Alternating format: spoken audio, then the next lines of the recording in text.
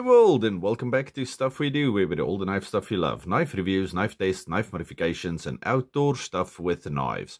Today I want to talk about cold steels. This is not a cold steel, this is the Stuff We Do Freya. Okay, so if you do not have one of these yet, and they are definitely now the most popular EDC knife in South Africa. Actually, I have nothing to base that on, I'm just lying. But they are awesome knives. And you can go train with them, and you can do all kinds of wonderful things with them. Great EDC knife. And if you live overseas, Pickled Steel, if they're not done yet, they are in the process of making their website a bit more internationally friendly, where you can just click, click, click, and the thing will work out shipping and all of those good things. And I think this is the cheapest Pickled Steel knife you get at this stage. Okay, so plug away. Today we're talking cold steels, because I've been getting this little thing for a bit. Cold steel boot knife. I might be vague on some of these names, but I have videos of all of them, so just check that out. Anyway, this little thing I've been carrying for a little bit, and I really, really like this. So much so that most likely we're going to get a few new cold steels in, and we will look at them. Now, none of my cold steels are the ones that you expect. It's not the normal cold steels that people carry for EDC and things like that. I do not have a 4MAX Scout yet, things like that. Okay, the cold steels I tend to buy, well, they're more kind of novelty knives. But there is a few of them that's real gems, and that I can definitely say you must have this knife. Like this knife. Nice to have, but you can live without it. But I'll show you some of the good stuff. Okay, let's go. Okay, I just said novelty knives. Now, nobody thinks Pickled Steel and do not think about something ridiculously large. And this is the, what's that? Large Luzon, XL Luzon. I don't know. This is this huge thing. HCR13 MOV, liner lock. It does have this secondary lock thing also. But this is a huge thing. How big is this? Okay, my ruler runs out before we get to the end. So it's definitely more than 12 inches. Maybe 13 off overall. Okay, like I said, cold steel, wonderful things. This is actually quite a nice knife for food prep. If you want to cut up a whole duck or leg of lamb or something. And both the thumb studs and flipper work perfectly, so definitely want to keep in mind. Okay, I don't want to show you the really awesome ones first. I'm gonna put the two that I think everybody should have and you cannot live without to the side. Okay, then this thing. This is a fantastic little knife, and nobody would think this is a cold steel knife. It's a trapper. And it's got real bone. Look at it. Beautiful jigged bone. Beautiful blade. What does that thing say over there? HCR13 MOV China cold steel. Lovely, lovely little trapper. Okay, so we have our clip point blade. Beautiful spay blade. Marvelous little thing. And that doesn't look like a cold steel, but it is. Okay, then of course, this guy. I still love this guy till today. This is the Slock Master. Okay, so there we have, what's it, Tim Welsh, Slock Master. Wonderful guy, wonderful channel, wonderful hunter, and a great friend of Mr. Thompson. And then it's this thing. I think it's also HCR one. Weird construction on the handle, but it works perfectly, and it keeps the clip and the handle in line. You see it's like recessed over there, but a wonderful knife. Mid-mounted backlock. I think they call it the double safe hunter. Still fantastic knife. And then this one, okay, this one you can actually maybe buy if you want to. Very slim carry, 4-inch blade, beautiful thing, the Range Boss. Okay, nice and easy. What steel is this made of? That. Okay, I cannot remember, and this is a Taiwan one. Yeah, go check the video on this thing. One of my favorite 4-inch bladed knives, because it weighs very little compared to its brethren. Okay, then the two that I think, if you have the opportunity, you should really get them. I love these two. Okay, this thing is my little Cold steel, I think it's the bird and trout knife. Oh, bird and game. Wonderful. This is one of the OS things. I think maybe OS 8. Yeah, OS 8, Japan, cold steel, thin, extremely light. This is most likely my favorite neck knife of all times ever. You do get it with this ball and chain thing. I cannot remember if it came like this or if I made it like that. The ropey things were definitely not on there. But this little thing is fantastic. And I love the ring at the back. Like I said about one or two of the cold steel things, it's wonderful if you can actually work with this thing and your hands full of guts and whatnot. And you can just leave it and do whatever you want to, and then you still have the knife. Awesome, awesome little knife. Bird and game, cold steel, must have. Excuse me. And then this guy. I truly love this thing.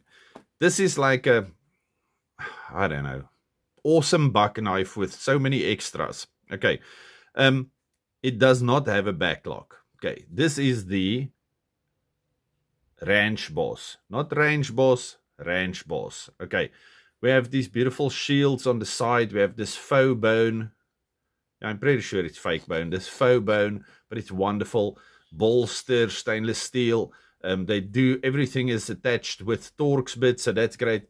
And then it's like a slip joint with a liner. Okay, and it's got a big blade.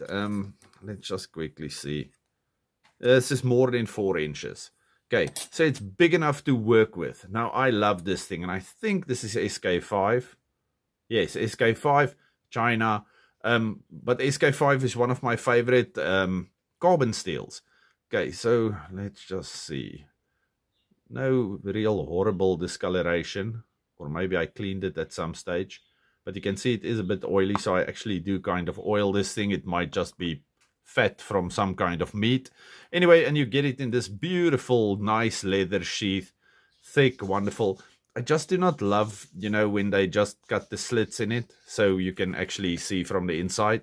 So I don't love that, but the leather itself is awesome, so this will still last you a lifetime. Nice embossed cold steel. Okay, enough cold steels for now. Upcoming video, more cold steels. Anyway, but still not the ones you think. It's still not going to be the normal ones that everybody carry. It's going to be those obscure ones. Anyway, I'm braaiing wors for the kids and my wife. We ate already. Okay, went to church. It was a long day. They had like this thing afterwards. Yeah, whatever, that was nice. And then we came home and we ate. Now it's 4 o'clock.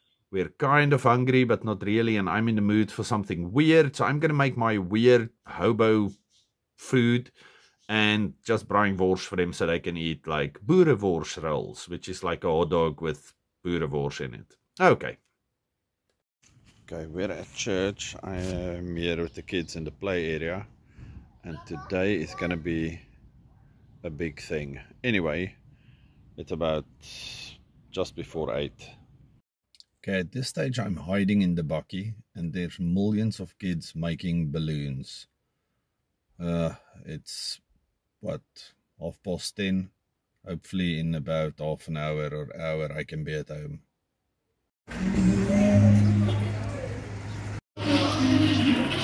Okay, little man started the fire.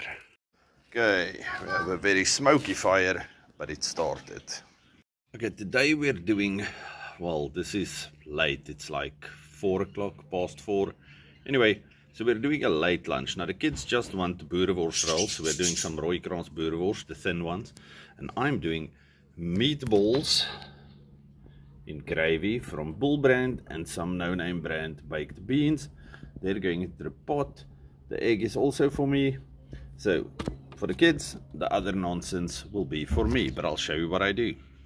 Okay, just added my wors, added my pot with a little bit of oil. These little cast iron cooking pots for the oven work wonderfully on the fire, and they can take the equivalent size pot lid from a Dutch oven or a 3-legged pot actually. Okay. Okay, first then, and I chucked in my beans and tomato sauce. Okay. These guys have been doing that for a bit. They don't need to, but they have been. So now I'm quickly going to add my meatballs. Okay, I know not everybody loves canned food, but these things, Bull Brand, the guys that brought us bully beef, I love these meatballs and gravy. If I can get them in there, it would be even better. Okay, there we go. You see all the gelatiny good stuff.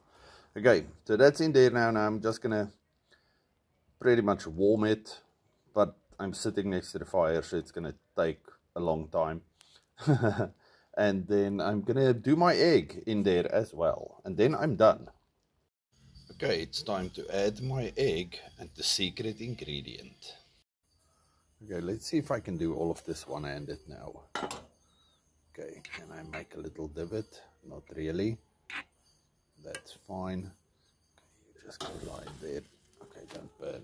Now I have to take egg from this end.